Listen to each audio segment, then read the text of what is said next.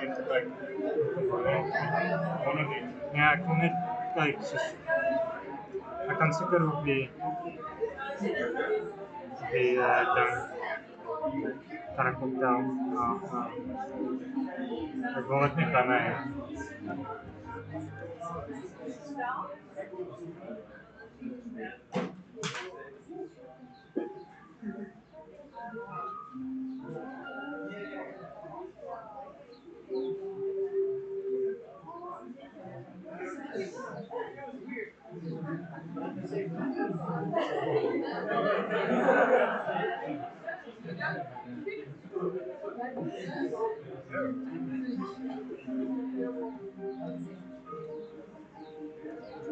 Nee.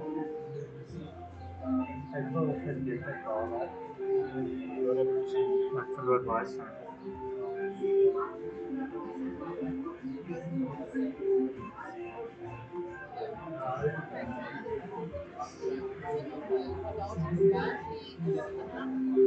No kilobytes.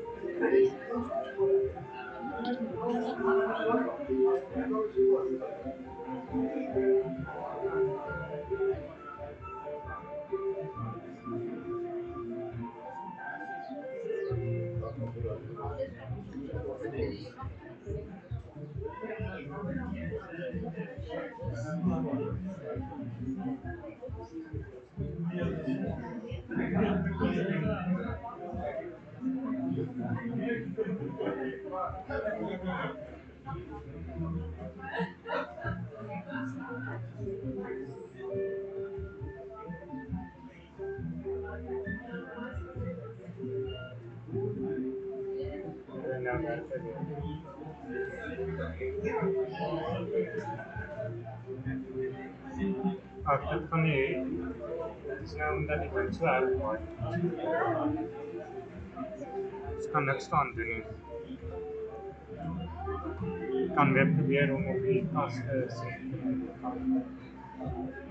Dus kan weer kyk of ons op die kas te sien internet kan gaan.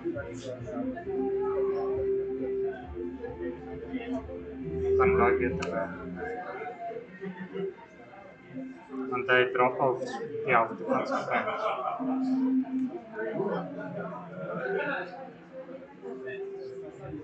So maar net ek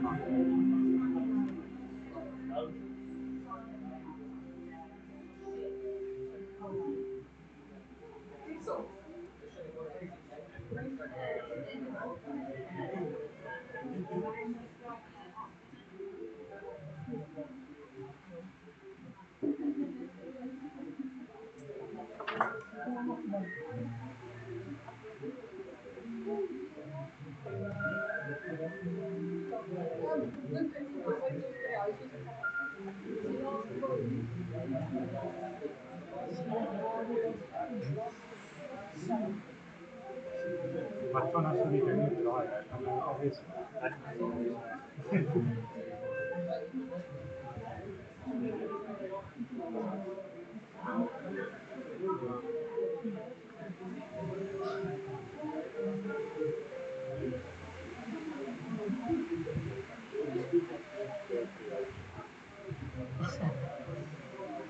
चलो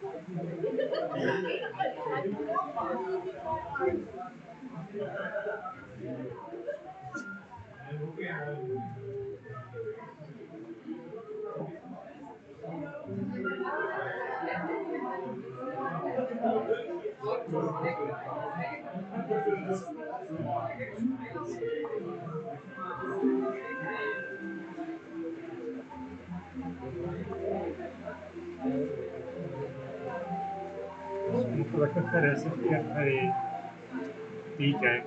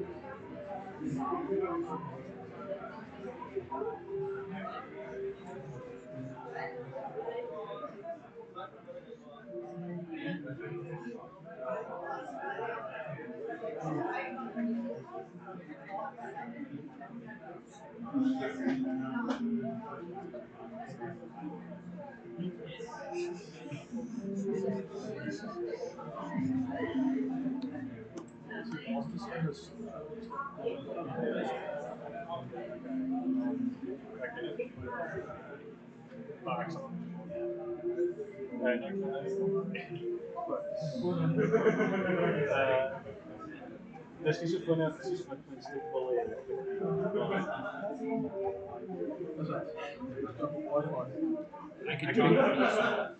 I can talk really slow, but it's not going fast. Yeah, I don't think that's how it works. Whoa. But Ik denk die hotspot is nog steeds beter as wat die wifi was. Ja, maar die wifi het elke 30 secondes uitgeslaan. Nee, uit de liefste. Ga net staan. Probeer dan nog eens zo? Ja, Ja. zo nog eens zo.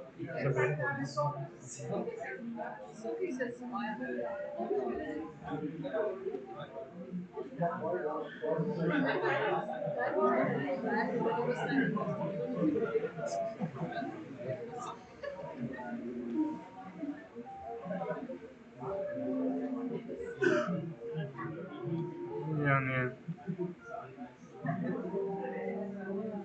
Stand van buiten.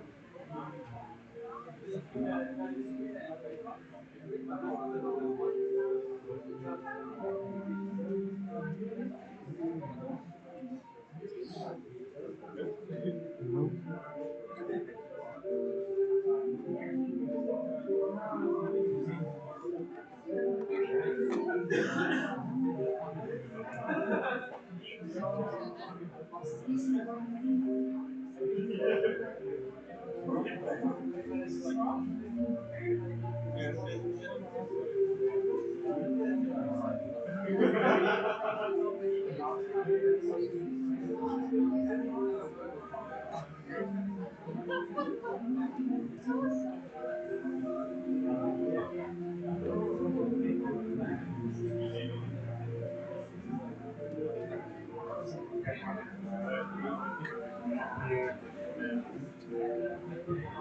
Is alright, ik zal kijken of ik nog kan spelen.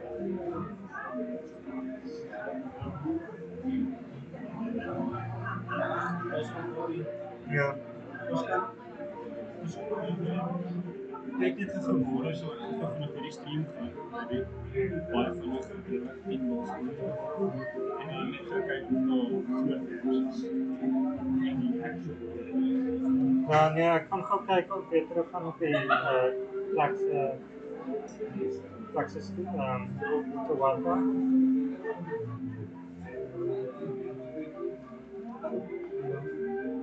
En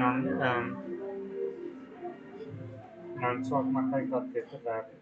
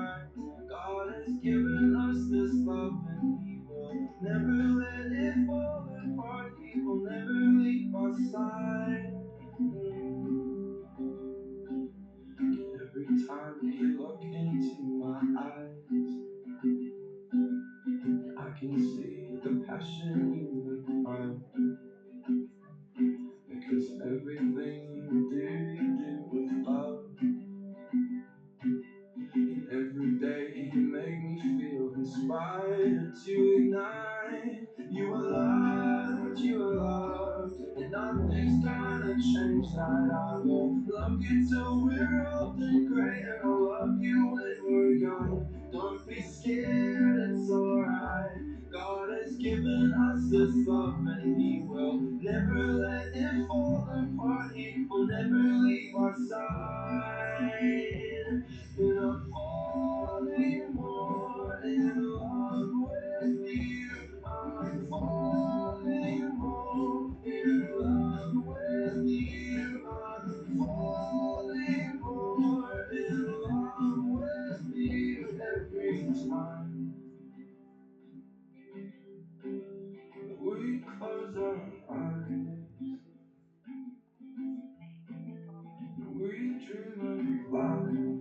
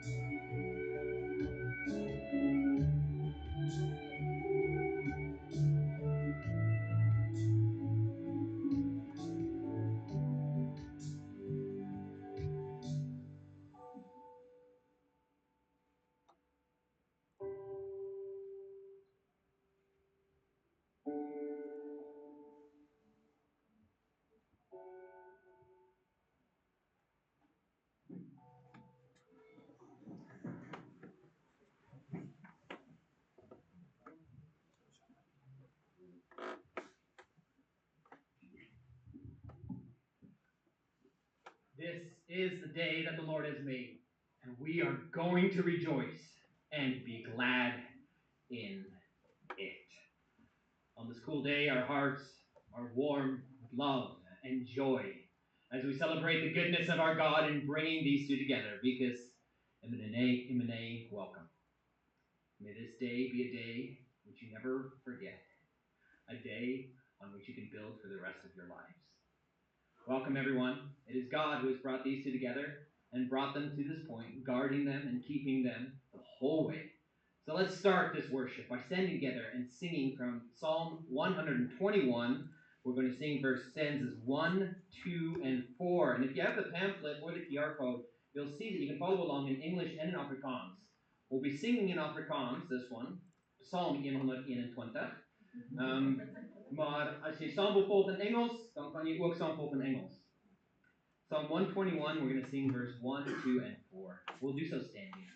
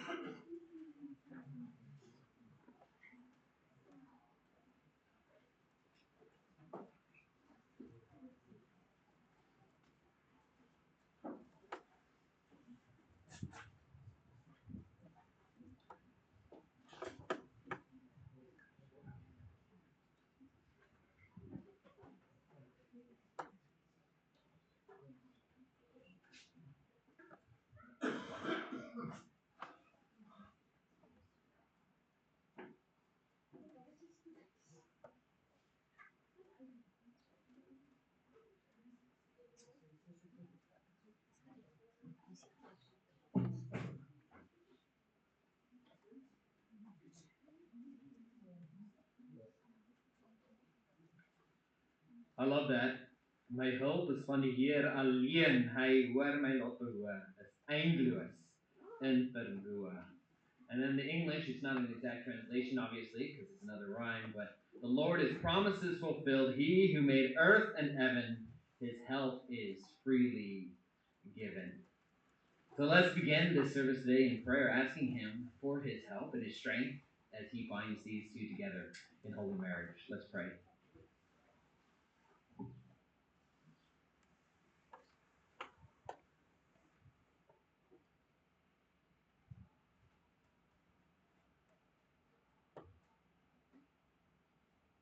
Almighty God and Heavenly Father, it's such a joy and honor and blessing to be here,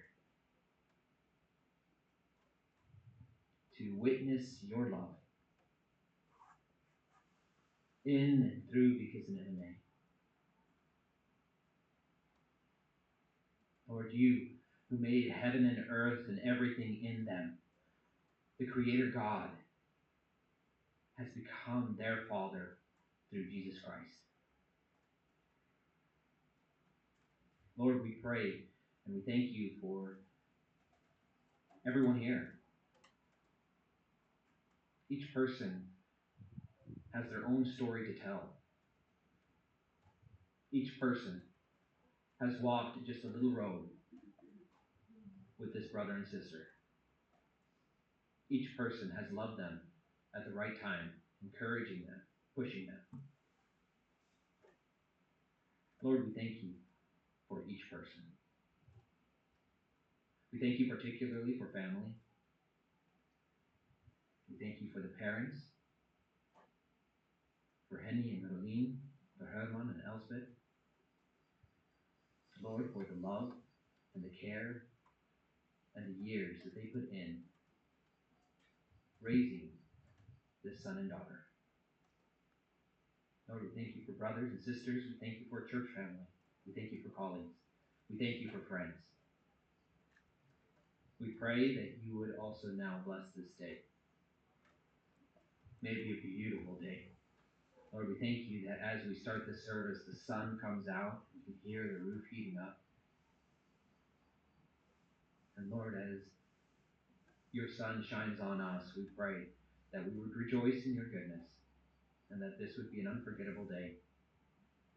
A day in which they can start the beginning of their marriage. We pray now, bless the reading of your word. Help us to understand it and work powerfully with your spirit as we listen to the message. In Jesus' name we pray. Amen.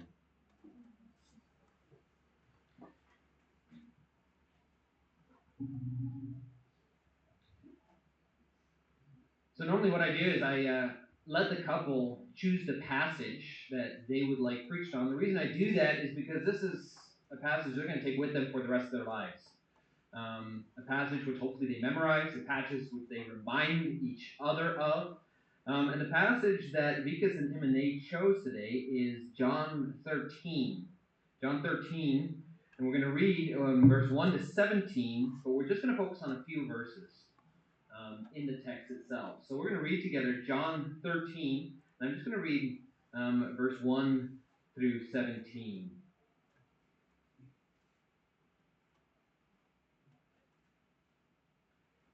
This is the word of God. Now before the feast of the Passover, when Jesus knew that his hour had come to depart out of this world to the Father, having loved his own who were in the world, he loved them to the end. During supper, when the devil had already put into the heart of Judas Iscariot, Simon's son, to betray him, Jesus, knowing that the Father had given all things into his hand, and that he had come from the Father and was going back to God, rose from supper. He laid aside his outer garment, and taking a towel, tied it around his waist. Then he poured water into a basin and began to wash the disciples' feet, and to wipe them with the towel that was wrapped around him. He came to Simon Peter, who said to him, Lord, do you wash my feet? Jesus answered him, what I am doing you do not understand now, but afterward you will understand. Peter said to him, you shall never wash my feet. Jesus answered him, if I do not wash you, you have no share with me. Simon Peter said to him, Lord, not my feet only, but my hands and my head. Jesus said to him, the one who has bathed does not need to wash except for his feet, but is completely clean. And you are clean, but not every one of you. For he knew who was to betray him. That was why he said, not all of you are clean. When he had washed their feet and put on his outer garments and resumed his place, he said to them, do you understand what I have done to you? You call me teacher and Lord, and you are right, for so I am. If I then, your teacher and Lord, have washed your feet, you also ought to wash one another's feet.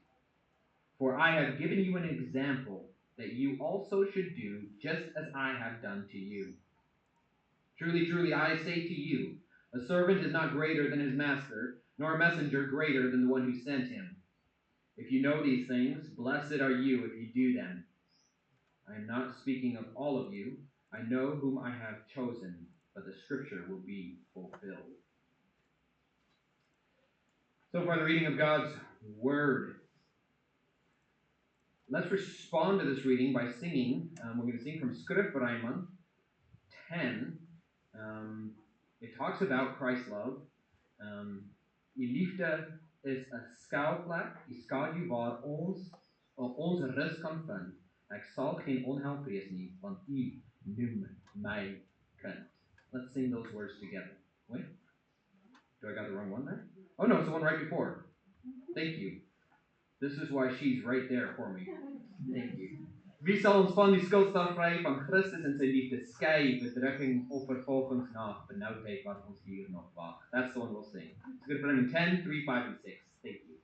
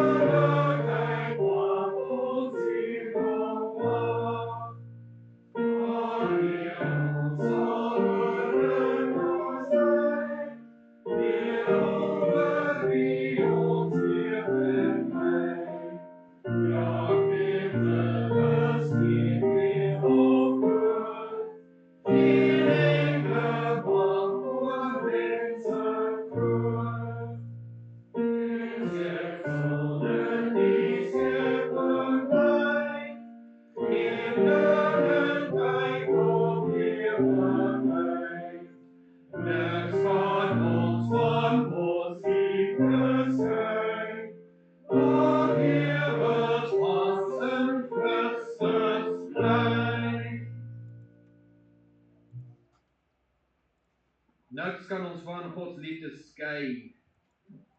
Hear the words, having loved his own, he loved them to the end. Dear Beatrice and Imenez. Pa's and Ma's, booties, sissies, friends, brothers and sisters in our Lord Jesus Christ. What an absolute joy it is for me to be here today. And I'm sure every single one of you can say the same. To be here today to celebrate the love between two human beings. But more than that, to celebrate the grace of God in bringing these two together. And as their pastor, it's been such a privilege and honor for me to share just a tiny part of their story, of their life. And one thing that's become visible as we've taken this journey together is just a deep and abounding love in Christ that shows itself in a growing maturity. Because it's not just Vicas's love that Ibene gets to enjoy for the rest of her life. It's not just Ibene's love that Vicas gets to enjoy for the rest of her love. It's a divine love. It's Christ's love. And that's awesome. Because that's a love that doesn't end. That's a love that's eternal, unquenchable, irresistible, unshakable, and sacrificial. And that's my prayer for this couple today, and our prayer as a church for them, that their love would not fizzle out as the waves of life crash over them, but that those waves would throw them back on the grace and love of Christ and bind them together stronger and stronger. One author wrote this: Christ's love decays not and will not be tempted to decay by anything that happens or that shall ever happen hereafter. Love is who Christ is, steadily, consistently, everlastingly, when all loving kindness in us has withered. How do we know? Because, and Imene, you know, because of the verse that you chose for this text today. Having loved his own, he loved them to the end. Christ came to the cliff of the cross and did not change his mind.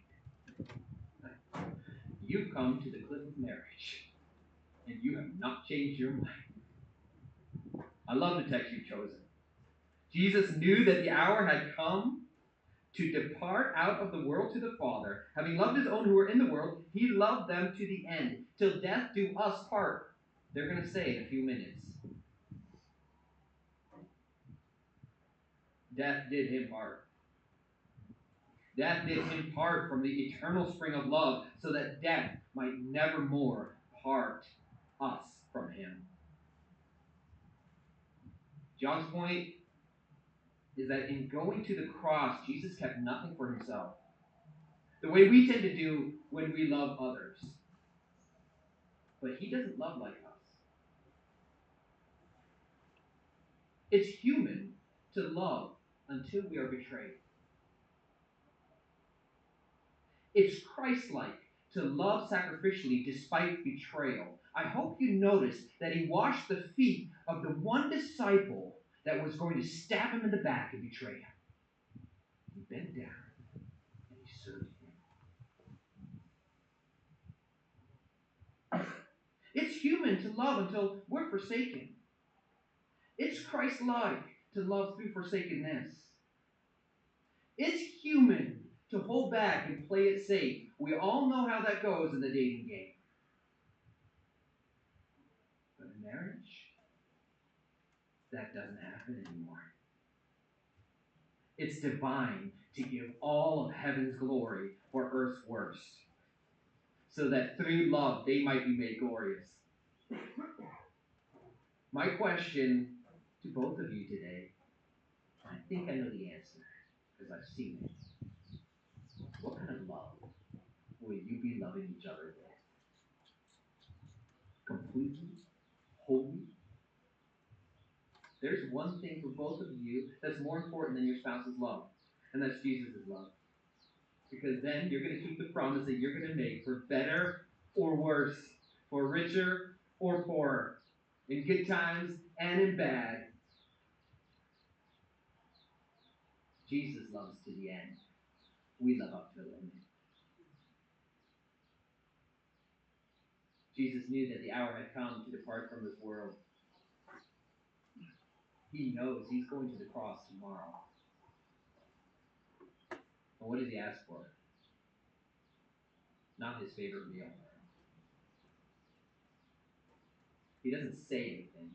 He doesn't ask for anything. He takes out his outer garment. And knowing that in a few days he will be the King of Kings and Lord of Lords, he bends down and washes his disciples' feet.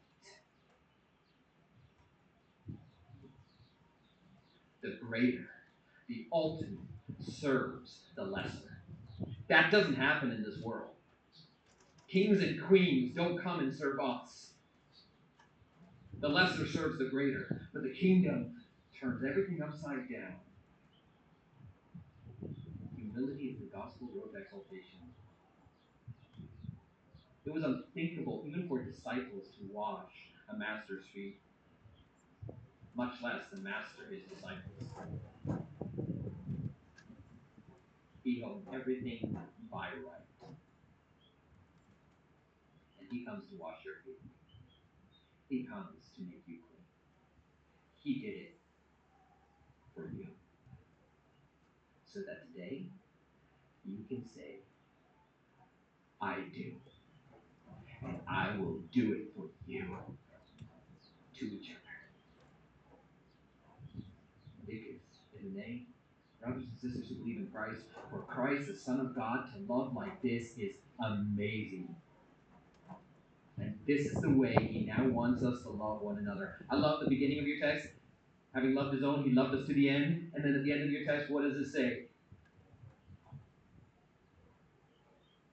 If then your Lord and teacher have washed your feet, you also ought to wash one another's feet. For I have given you what? An example. That you also should do as I have done. You should do as he has done. And we can only do because he's done it.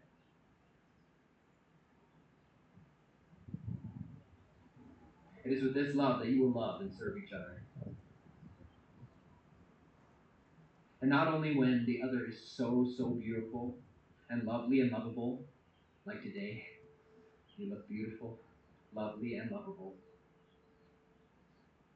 But the days will come when the sun won't shine, when there will be real wind and rain.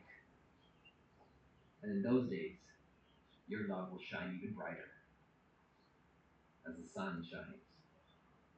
How? Well, first of all, by soaking in that love. If you're going to love each other like this for the rest of your life, you've got to feel the embrace. You've got to soak in it.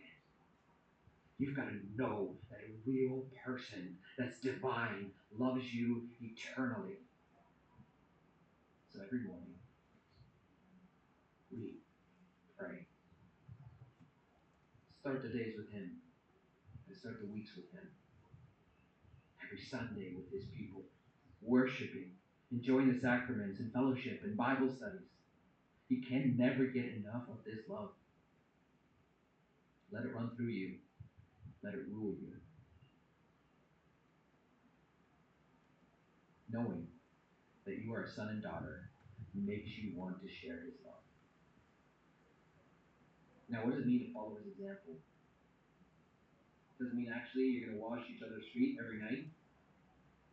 Well, no, but it might not be such a bad idea. I can imagine we can all learn something from that. But I can tell you one thing. Those feet that the master of the universe bent down to wash on that day, including the betrayers, were not clean. But they were filthy. Wearing sandals in the first century, in dusty Palestine, those feet were dirty. We don't just love each other when we're all squeaky clean and dirty, when we're all squeaky clean and good. No, we love each other in our brokenness. Because that's who we are, aren't we? You both know your own brokenness. I've walked the road with you. You know my brokenness. Every single person here is broken. And that's the beauty of Christ's love. It loves the broken. Not the beautiful and the pretty and the good, but the broken, the sinner.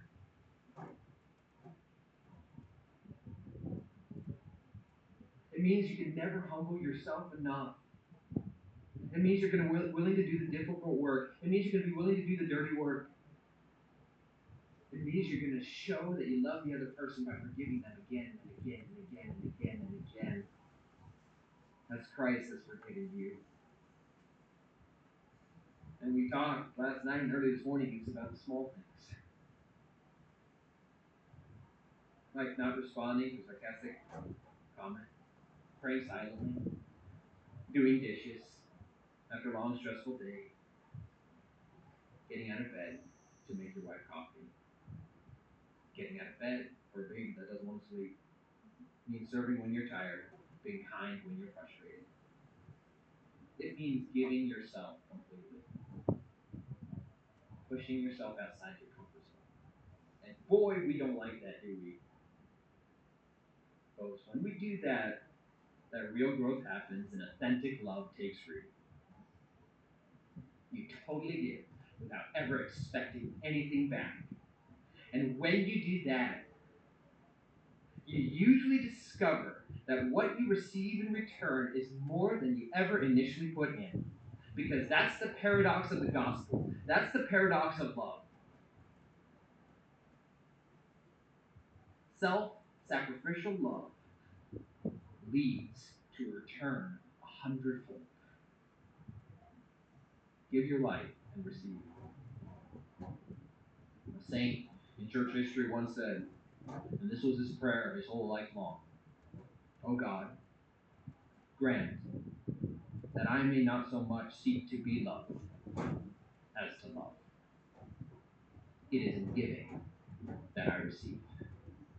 Because, in the name, be loved by God and seek to love. For it is in giving that you will receive. Amen.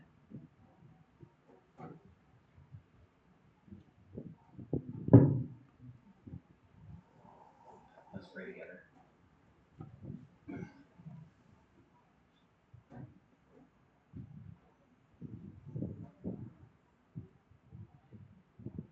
Wie sal ons van die skuldstraf vry? Van Christus en sy liefde skei. Bedrukking of vervolgingsnag, benoudheid wat ons hier nog wag. Maar nee, ons sal oorwinnaars bly, deur hom vir wie ons lewe lei. Father, what can separate us from the love of God that is in Christ Jesus? Nothing. Absolutely nothing. We thank you for that pursuing, forgiving love, not for the righteous, but for the sinner. Not for the person that has it all put together in their suit and tie, but for the broken heart. And we thank you that together you are uniting these two in marriage so that they can give of themselves wholly to each other, and the two might become one as they share this rich and bountiful life that you have given them together for the rest of their lives. We pray that you would give them a long and joyful and happy marriage. A marriage that could be an example to all those around them, so that people might see in them the gospel, might see in them Christ, so that he might receive the glory forever and ever, and that they might be glorified in him for all eternity. Lord, we pray, as we proceed now to the vows and to the reading of the form, we pray that your blessing would be over this moment, and that we all would receive something out of it. We pray and we ask this in the mighty name of the one who loved us to the end, Jesus Christ. Amen.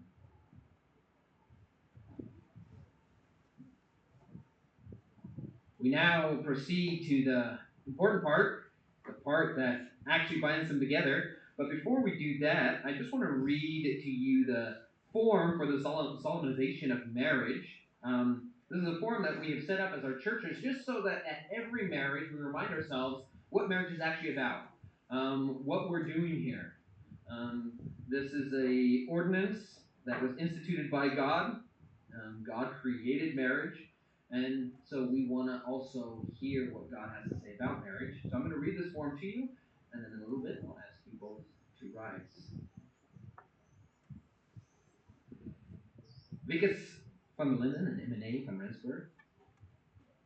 Since the consistory has duly made known to the congregation your desire to enter into the married state, and no lawful objection has been presented, We may now proceed to the solemnization of your marriage in the name of the Lord. Let us first listen to a summary of what the Word of God teaches us about marriage. We find there that marriage is an institution of God which pleases him, and must therefore be held in honor by all. After God our Father made heaven and earth, he created man in his own image. And the Lord God said, "It is not good that man should be alone. I will make a helper fit for him." Now out of the ground the Lord God had formed every beast of the field and every bird of the heavens, and brought them to the man to see what he would call them. And whatever the man called every living creature, that was its name. The man gave names to all the livestock, and to the birds of the heavens, and to every beast of the field. But for Adam there was not found a helper fit for him. So the Lord caused a deep sleep to fall upon the man, and while he slept, took one of his ribs and closed up its place with flesh. And the rib that the Lord God had taken from the man, he made into a woman, and brought her to the man. Then the man said, "This is at last bone of my bone and flesh of my flesh. She shall be called woman, because she was taken out of man. Therefore, a man shall leave his father and mother, and hold fast to his wife, and they shall become one flesh." We therefore believe that the Lord also today gives husband and wife to one another. Since they are united by his hand, nothing shall separate them in this life. Also, our Lord Jesus Christ honored marriage when he revealed his glory at the marriage feast at Cana. He teaches us that marriage is an institution of God and should not be broken, when he says, "What therefore God has joined together, let no man separate." Since God has made marriage such a strong bond, he hates divorce, as also our Lord Jesus Christ shows us in these words, "And I say to you, whoever divorces his wife except for sexual immorality and marries another commits adultery." As the Lord forbids immorality, each man should have his own wife, and each woman her own husband, so that our bodies may be preserved as temples of the Holy Spirit, and we may glorify God in our bodies. The Apostle Paul teaches us that the unity of husband and wife in marriage is a profound mystery, reflecting the relationship between Christ and his church. As Christ is the head of the church, so the husband is the head of his wife. Christ loved his church to the end, and gave himself up for her, that she might be holy and without blemish. Likewise, the husband shall love his wife as his own body, take care of her, and cherish her. As the church is subject to Christ, so the wife shall be subject in everything to her husband, respect him, and entrust herself to his loving care, following the example of godly women who trusted in God and were subject to their husbands. Husband and wife shall assist each other in all good things, heartily forgiving one another their sins and shortcomings. United in love, they will more and more reflect in their marriage the unity of Christ and his church.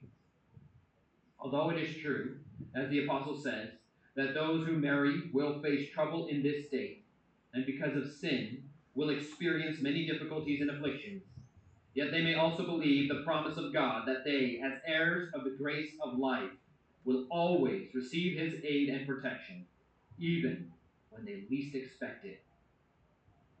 The Word of God also teaches us about the purpose of marriage. First, husbands and wives shall live together in sincere love and holiness, helping each other faithfully in all things that belong to this life and the life to come. Second, by marriage, the human race is to be continued and increased, and under the blessing of God, husband and wife will be fruitful and increase in number. If it pleases God to give them children, they shall nurture these children in the true knowledge and fear of the Lord. Because in his name, I ask you to rise.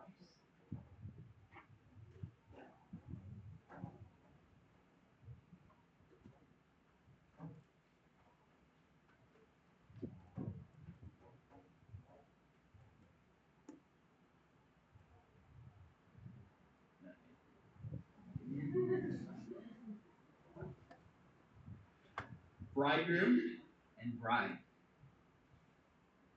Hear from the word of God what the Lord requires of you in this marriage. Bridegroom, know that God has set you to be the head of your wife. You shall love her as your own body, as Christ loved the church and gave himself up for her. Guide, protect, and comfort your wife. Live with her wisely and honor her because she is an heir to eternal life together with you. Then your prayers will not be hindered.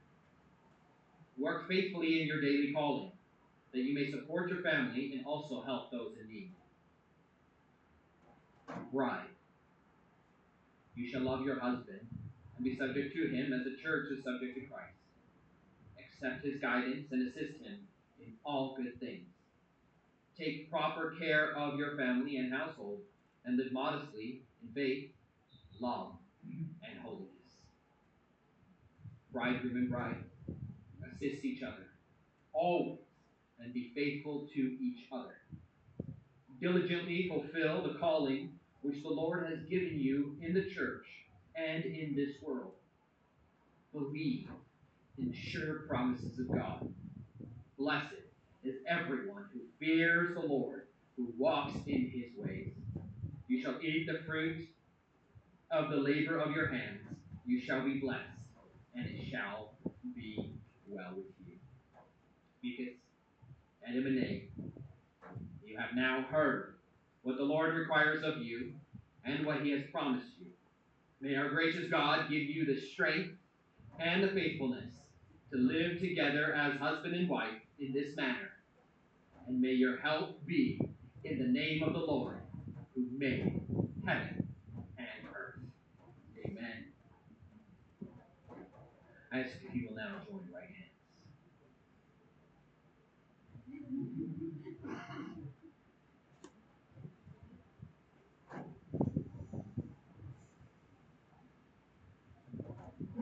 Vicus,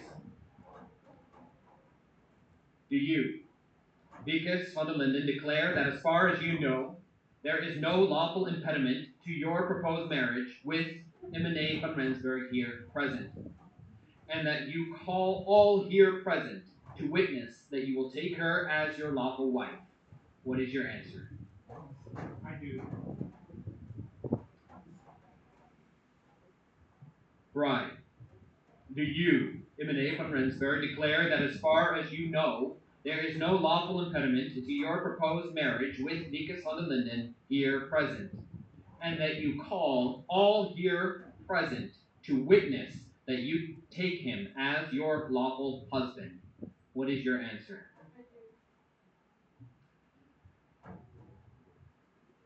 Vicus van der Linden, do you declare before the Lord and these witnesses that you take as your lawful wife Emine van Rensburg here present? Do you promise to love and guide her faithfully, to care for her, and to live with her in holiness according to the Holy Gospel? Do you also promise never to forsake her, but to be true to her always, in good days and bad, in riches and poverty, in health and sickness, for as long as you both shall live? Vicus van der Linden, what is your answer? I do.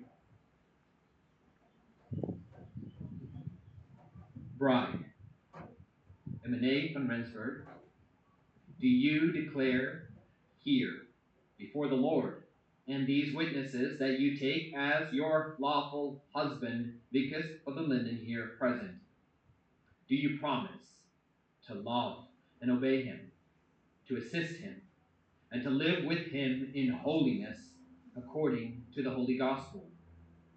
Do you also promise never to forsake him, but to be true to him always, in good days and bad, in riches and poverty, in health and sickness, for as long as you both shall live? What is your answer? I now pronounce you husband and wife, the Father of all mercies, who by his grace called you to this holy state of marriage, bind you together in true love and faithfulness, and grant you his blessing. Amen.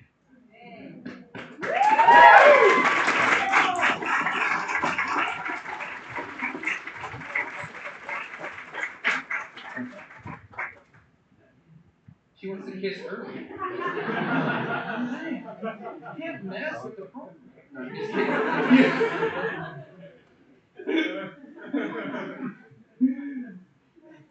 I want to now give you the opportunity for your personal vows that you've made to each other.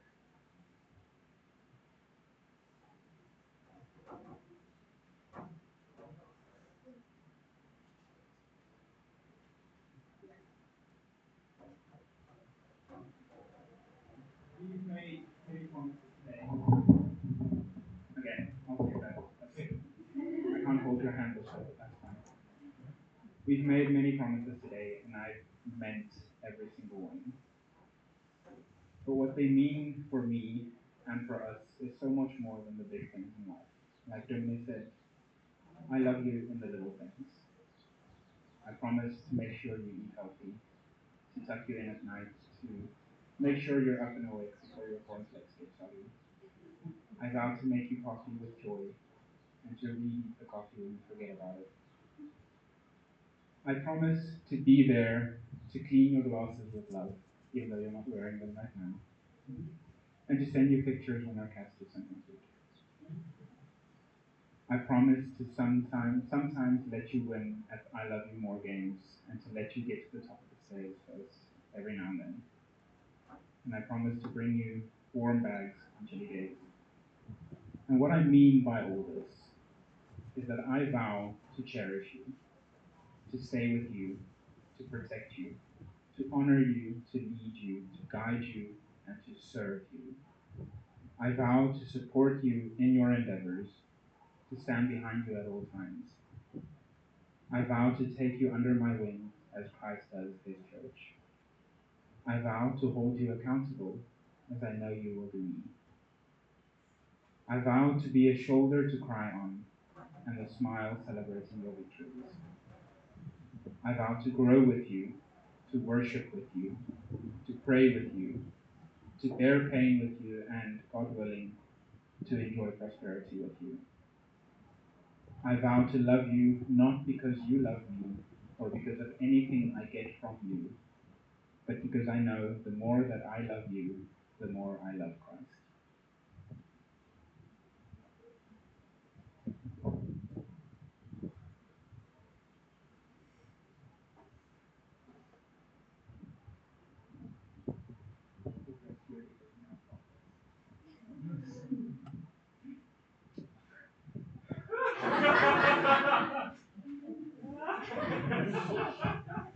It's been 9 years.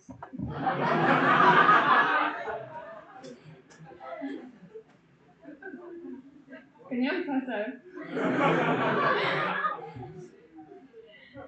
My husband, you know me, and you know there are just some things that I cannot promise you. Like I can't promise that you'll come home to a spotless kitchen and a home-cooked meal, but I can promise to insist on a dishwasher once our home is big enough to fit one, and to sit on the counter looking pretty while you prepare dinner. I can't promise that I won't roll my eyes at your stupid dad jokes, but I can promise that to at least chuckle at your puns, even if I have to exaggerate a little bit. I can never promise that I'll always be on time, but I can promise to get on your nerves and to insist on being the driver as we leave home 10 minutes late. I can't promise a stable and a calm life where everything is planned out to the T, but I promise to keep you on your toes, filling our life with spontaneous adventures and memorable moments. I can't promise that I'll give you my undivided attention, but I promise to nurture your interests and cherish your passions. And I promise to be your easer, your suitable helper in even the most mundane tasks or the most outrageous endeavors. I can't promise that I'll always listen to your advice, but I promise to follow your guidance and your lead, and to subject to you and to trust that your decisions are what's best for us, for our love, and our relationship with God. I can't promise that our marriage will be perfect, without mood swings and inexplicable annoyance, but I can promise that I will brave the storms. Wow. But I promise with all my heart to brave the storms by your side with our focus on Christ and Christ alone, helping you to shape our lives and our love to reflect Christ's love for us.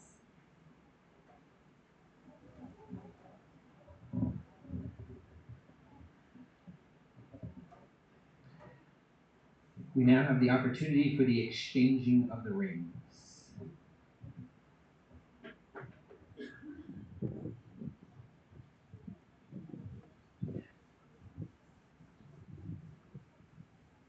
This is always the most nervous part for me, dropping one of these rings.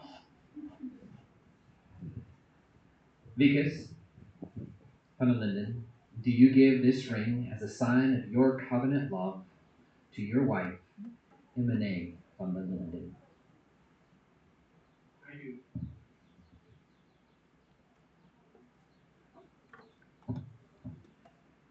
Imane van der Linden,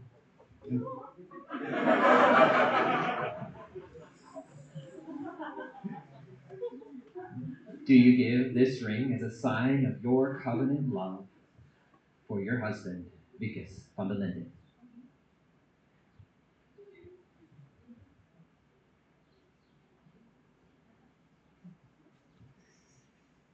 You may now kiss the bride.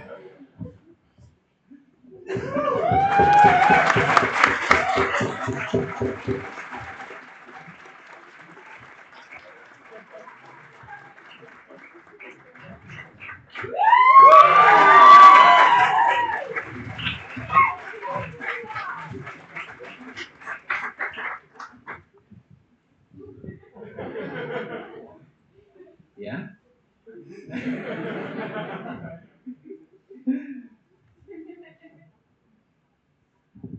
This moment is from God and to God, so let's sing together a prayer being led by Imane's brother.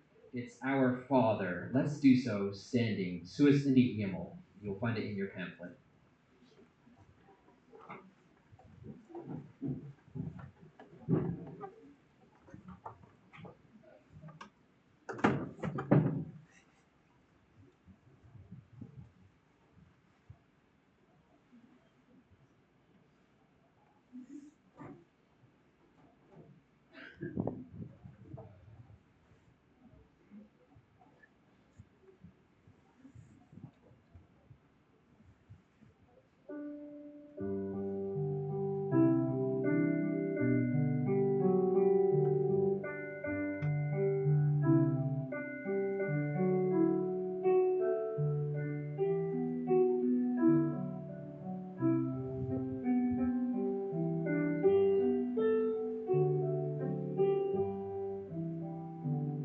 Liegt es sky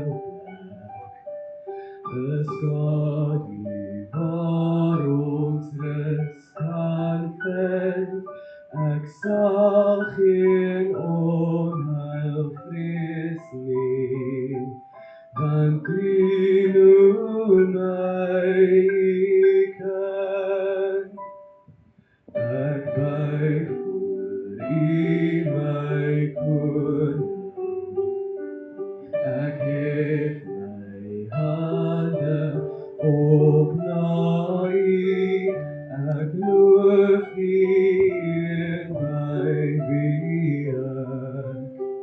by wie ek vrede vind.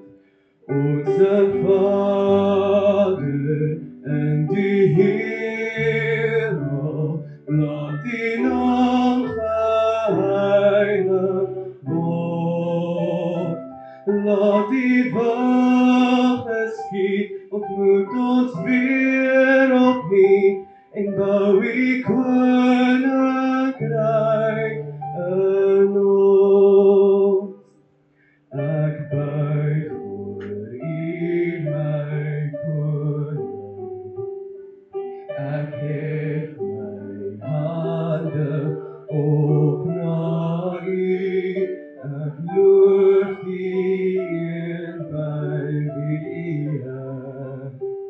Weil wir Friede fällt, unser Vater in die Himmel, lob ihn unser heiliger Gott. Laat die Wache schiet und mögt ons weer opnieuw in bouw die koninkrijk en ons. Soos in die hemel, so op die aarde, soos in die hemel, so op die aarde, soos in die hemel, so hier by ons. Die liefde is 'n skuilplek, is God die waar ons rus kan vind. Ek sal geen onheil vrees nie, want U noem my U kind.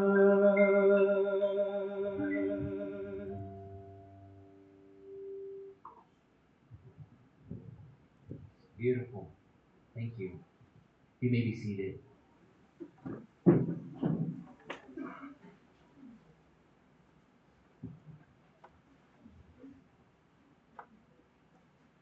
It's the first time I've ever sung that song, but it's beautiful. Obviously, it's a rendition of the Lord's Prayer. But in verse 2, ek buig voor U my koning, ek hef my hande op na U. En dis wat ons nou ook gaan doen. That's exactly what we're going to do now. Bride and bridegroom, no worries. We can't expect anything from ourselves. So we ask that you now kneel here before the Lord, and we will pray for you and with you, that He may enable you to fulfill your vows and grant His blessing. I ask that you kneel.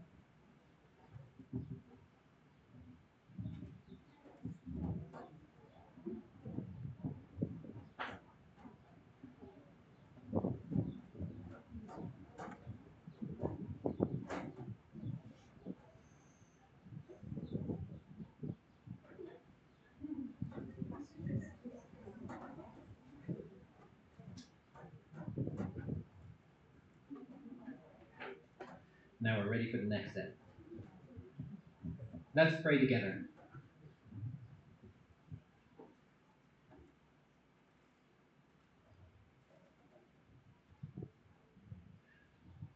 Almighty and Heavenly Father, you have said from the beginning that man should not be alone. We thank and praise you that you have given this brother and sister to each other in marriage, that they may be one. We pray that you will grant them your Holy Spirit, that they may live together according to your will in true faith. Help them to resist the power of sin, to live in holiness before you. Lift up your face upon them and guide them in prosperity and adversity by your fatherly hand. Grant them your blessing according to the covenant promises made to Abraham, Isaac, and Jacob. If it should please you to give them children, confirm your covenant to them and their seed, and grant that they may nurture these children in the fear of the Lord to the glory of your name and to the edification of the church. Let them live in communion with your Son, Jesus Christ, in the harmony of true love and to the benefit of all their neighbors. Cause them to look forward with all the church to the great day of the marriage feast of the Lamb. Hear us, merciful Father, for the sake of Jesus Christ, your beloved Son, who with you and the Holy Spirit, the one and only true God, lives and reigns forever. Amen. Brother and sister Vikas and Imene van der Linden, our Lord God bless you richly and grant you a long and holy life together in all godliness, love, and unity. Amen. Let's sing together with them one more prayer, a prayer, Psalm 134. We're going to sing verse 3 and 4. Psalm 134, we'll sing Psalm vers 3 and 4.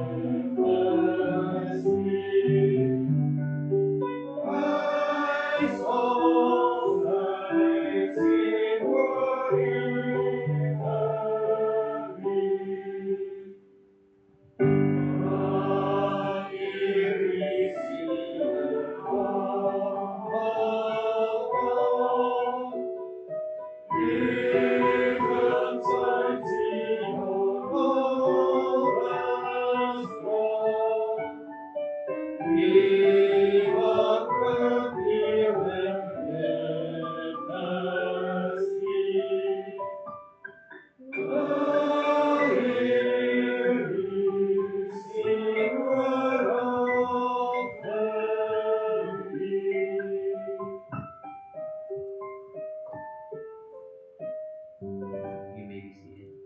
You may rise.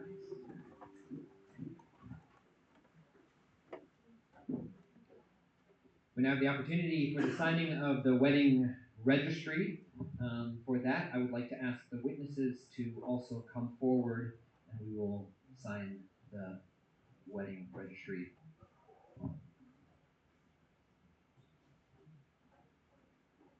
And I ask the witnesses to come forward first.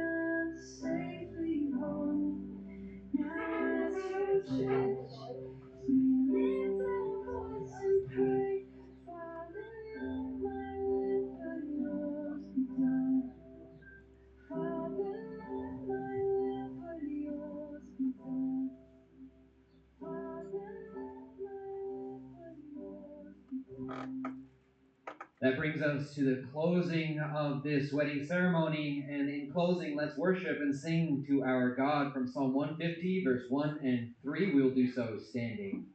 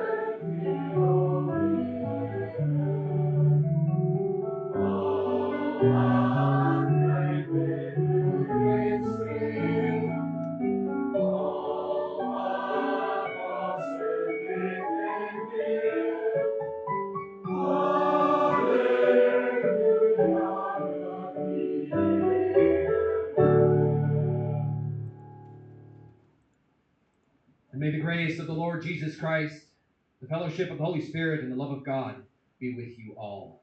Amen. Before I hand it over to the MC, my friend Daniel, my friend from an hour ago, but we make friends quick. I want to just pause for a second. You may be seated just for a few seconds. Don't worry, it's not going to be long. We have a tradition in our church that we as elders love to give the first gift. And the first gift is normally a Bible, and I want to invite the elder forward to hand over that gift now.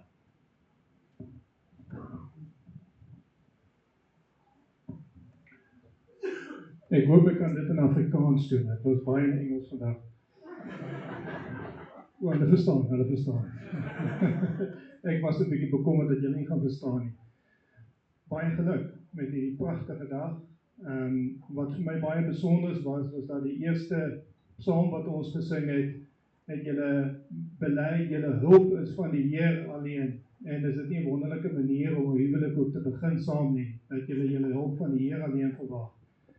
En ons het in die preek gehoor dat liefde deur ons by God ken. Hy is die bron van liefde en mag hy ook die bron wees van die liefde in julle lewe. En wat vir my baie mooi is, ek kon nie alles hoor van julle getuienisse teenoor mekaar nie, maar wat jy gesê het, I worship with you and pray with you. Dit was pragtig geweest dat jy ook daar in die leiding neem as die man in die huwelik. En vir worship het jy Bybel nodig, so ook namens die kerkraad en die gemeente wil ons vir julle graag die Bybel gee, lees dit saam, wandel die pad met die Here in julle lewe tot in die ewige lewe en mag julle dit saam geniet. And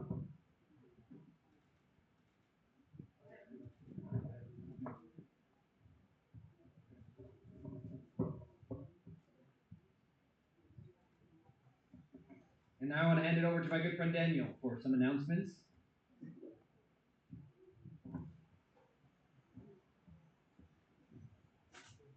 Hey everybody. Yeah, is that on? Yeah, my name's Danny, if you don't know me already. I am going to be your charming, goofy MC for this evening. I'm going to continue to speak in English, because if I try to speak in Afrikaans, no one would understand. So I've got a few quick announcements just for the venue as a whole. First off, whilst in the reception in the chapel, please don't smoke or vape. This area outside here under the canvas is perfectly fine to do both. Don't throw anything into the pond, please. Koi fish are very expensive. And then also, if no one can try and light the fires, please, that we have staff to do so. So that's it for the announcements from the venue. But I'm going to need you all to listen pretty close right now, because we have quite a long list of instructions for what we're going to do next. So really pay attention here. So, it's suddenly turned quite lovely outside and sunny. So what we're going to do is we're going to go out in two lines leading towards the road so that we can throw some confetti. And after that, we're just going to start kind of walking people into the reception hall to take photos with the bride and groom.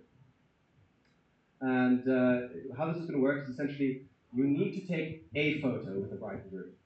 Doesn't matter who you do it with, but you need to take a photo. If you don't, you can't eat at the harvest table. No. We have bodyguards, I promise. Then inside there's also a Bible that you can please sign, and a canvas to paint on, and then there's examples right next to it as well that you'll see inside.